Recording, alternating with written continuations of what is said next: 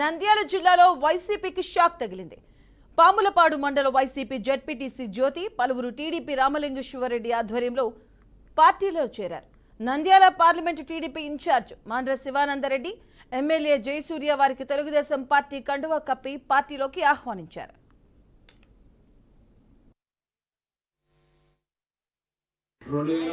నుంచి 19 వరకు ఏ విధంగా రైతాంగాన్ని ఆదుకున్నామో, ఏ విధంగా అభివృద్ధి పనులు చేశామో, మీకు పోయిన సంవత్సరం కేసీ కెనాల్లో నీళ్లు ఉన్నాయంటే అది ముచ్చుమారి లిఫ్ట్ స్కీమ్ కంప్లీట్ చేసిన తెలుగుదేశం పార్టీ యొక్క ఘనత మీకు మనవి చేస్తున్నాను.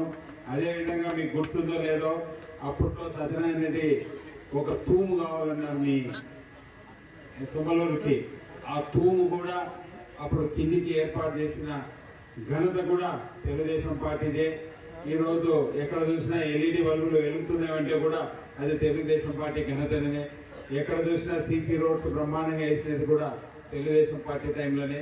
రాబోయే రోజుల్లో మన సూపర్ 6 పథకాల కింద పెన్షన్ ఆల్రెడీ 4000 ఇవ్వడం జరుగుతుంది.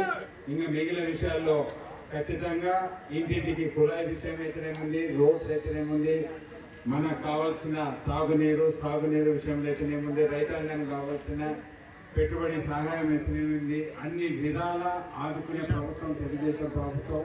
ఖచ్చితంగా తెలుగుదేశం పార్టీ అభివృద్ధి పడుతున్న ఉద్దేశంతోనే అభివృద్ధి కోరుకుంటూ చాలా మంది నాయకులు, రామలింగేశ్వర నాయకులు ముందరికి రావడం జరిగింది. ఖచ్చితంగా తెలుగుదేశం పార్టీలో అభివృద్ధి